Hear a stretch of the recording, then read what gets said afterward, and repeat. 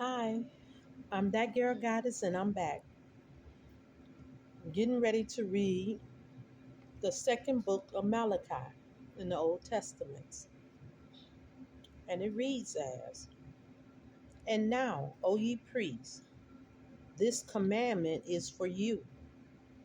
If you will not hear, and if ye will not lay it to heart, to give glory unto my name, saith the Lord of hosts, I will even send a curse upon you, and I will curse your blessings. Yea, I have cursed them already, because ye do not lay it to heart.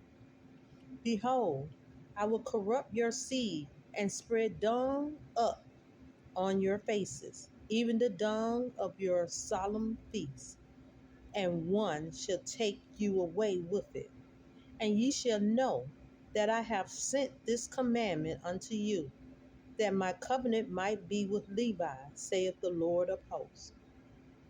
My covenant was with him of life and peace, and I gave them to him for the fear wherewith he feared me, and was afraid before my name. The law of truth was in his mouth, and iniquity was not found in his lips. He walked with me in peace and iniquity, and did turn many away from iniquity. For the priest's lips should keep knowledge, and they should seek the law of his mouth, for he is the messenger of the Lord of hosts. But ye are departed out of the way. Ye have caused many to stumble at the law. Ye have corrupted the covenant of Levi, saith the Lord of hosts. Therefore have I also made you contemptible and base before all the people, according as ye have not kept my ways, but have been partial in the law. Have we not all one Father? Have not one God created us? Why do we deal treacherously, every man against his brother, by profaning the covenant of our fathers? Judah hath dealt treacherously, and an abomination is committed in Israel and in Jerusalem, for Judah hath profaned the holiness of the Lord which he loved, and hath married the daughters of a strange God. The Lord will cut off the man that doeth this, the master and the scholar, out of the tabernacle of Jacob, and him that offered an offering unto the Lord of hosts. And ye done again, covering the altar of the Lord with tears, with weeping, and crying out, insomuch that he regardeth not the offering any more, or received it with good will at your hand. Yet ye say, wherefore? Because the Lord hath been witness between thee and the wife of thy youth, against whom thou hast dealt treacherously. Yet is she thy companion and the wife of thy covenant? And did not he make one? Yet yet had he the residue of the Spirit, and wherefore one, that he might seek a godly seed. Therefore take heed to your spirit, and let none deal treacherously against the wife of his youth. For the Lord, the God of Israel, saith that he hateth putting away. For one covereth violence with his garment, saith the Lord of hosts. Therefore take heed to your spirit, and ye deal not treacherously. Ye have wearied the Lord with your words. Yet ye say, wherein have we wearied him? When ye say, everyone that doeth good, everyone that doeth evil is good in the sight of the Lord, and he delighteth in them. Or where is the God of judgment? In this chapter, Malachi, the second chapter, God is talking about how people have married people. You have Christians, people who have a covenant with God, and they marry people that is not saved. God tells you in this verse, the Judah have committed abomination, and he profaned holiness and have married the daughter of a strange God. God don't accept marriages that's not equally yoked. He honors marriage, but God established what a marriage is. Marriage is a holy covenant, and to truly be of a blessed marriage, you have to be of the covenant of God, both partners being saved and equally yoked.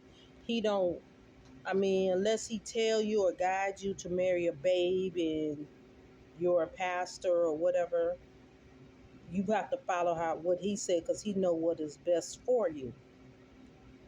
But true marriage before God is two saved people joined together, woman and man. That's how he established it. He don't do two men. He don't do the rainbow stuff. He don't do none of that. He outlined what he want. Marriage is between a woman and man, both being saved. But if you're unsaved, God still honors marriage. You don't have the same blessings. You don't have the same covenant as people that are saved. Don't get me wrong, because you get saved, that don't mean that God's wrath is not upon you. But he do deal with people, adulterers that come against marriage. Okay, because he still believe in marriage.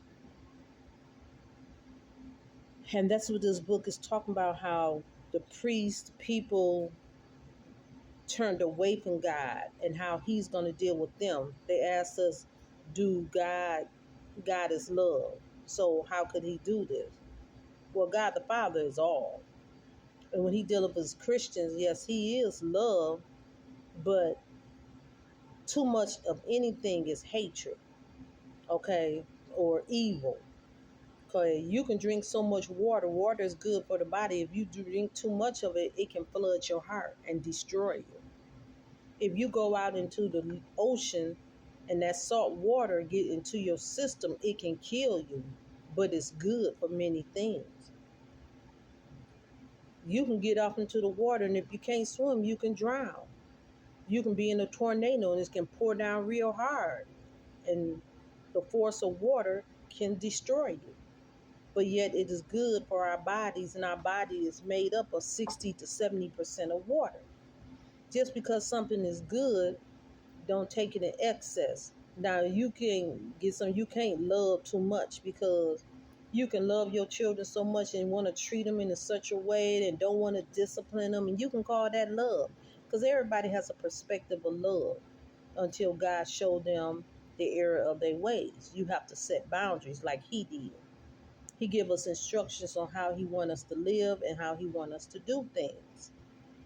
And even when we come before him back in the Old Testament, yeah, they gave sacrifices, but God, look at the stuff you do. You can bless people with something, but if you know them clothes are dirty or torn or tattered, or you giving somebody some food, the stuff that you won't eat, the food is expired, and this is not the best you can do, but your worst, the stuff that you don't want. God said he'll even, and you be like, well, God gonna bless me for doing this. He says right here that I will even send a curse upon you, and I will curse your blessing. Yea, I have cursed them already, because he know the motive of your heart. You have to do unto others as you want them to do unto you. And just know God will bring judgment upon us. He don't care who we are, whether we're saved or unsaved. He's going to deal with us. So that is the reading of the word, Malachi, the second book. And y'all be blessed. Bye. I'm that girl, goddess.